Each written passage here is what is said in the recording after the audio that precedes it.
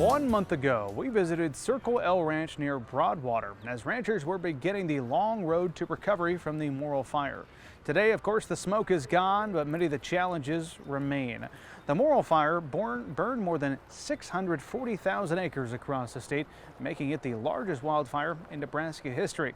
For ranchers across that burned area, the biggest question is no longer what happened that day, it's what comes next. A typical June in Nebraska's sandhills look much different than this. By now, most cattle would be scattered across summer pasture, grazing fresh grass. Instead, at the Circle L Ranch near Broadwater, hay continues to be fed. Like typically, like everything would be kicked out to grass, and I would be feeding almost no hay now. And so right now I'm feeding probably a semi-load every 4 days. So lots of feeding. 1 month ago, we visited the ranch after the Morrill Fire swept through the area. Today, the immediate emergency is over, but the long recovery remains far from complete. Meadows are coming back, and they look green, but when you get out in them, they're like it's pretty sparse and pretty. Of course, just we need moisture, but the hills, even if we get moisture, I'm afraid it's going to be years, before like that they will come back like to what they're supposed to be. The challenge is not what was burnt. It's what has not returned. While some low ground has started to green up, much of the upland range still shows the scars of the fire. You're like, okay, well, we can do this, right? We see green, it's not that bad, but then you look at that from above, the hills aren't lush and green, the grass isn't tall, and then when you look above and then it's just like flat, it's pretty humbling. Today, there are signs of recovery, but not enough to return to normal. For ranchers like the Lumis family, the challenge is not rebuilding after the fire. It's figuring out how to operate without grass they depend on. That reality has forced the family to rethink nearly every part of their operation. Instead of turning cattle onto summer grass, they're rebuilding fences, cleaning up burned areas, and planning how they'll feed livestock through the months ahead.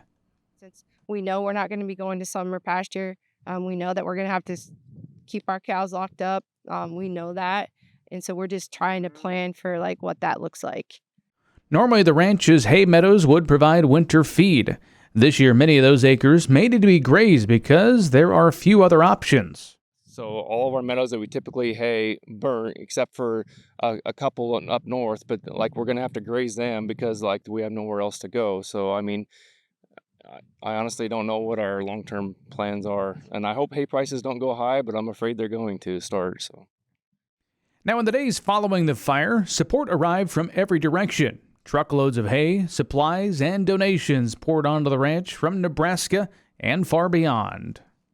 It was really good just to have the support system, of everybody here. We all work together, all the firefighters, and it's a group effort, and the blessings have been so overwhelming and so thankful for everyone.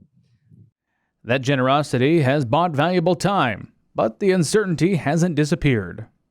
So honestly, I've calculated up what I have. So I'm hoping that how I'm feeding now will last until the 1st of July, and then we'll see, reassess, and hopefully start kicking some stuff out to grass.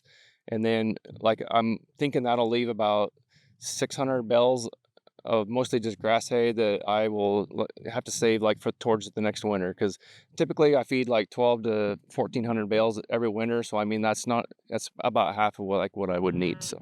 The support has gone far beyond feed. Neighbors, volunteer firefighters, churches, businesses, and complete strangers have helped the family navigate the emotional side of recovery as well.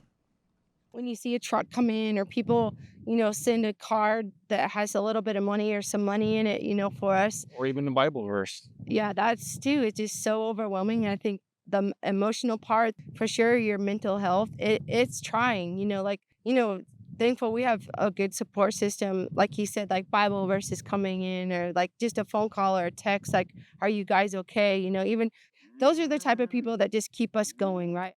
It's a reminder that while a wildfire can change a landscape in a matter of hours, recovery often happens one day at a time.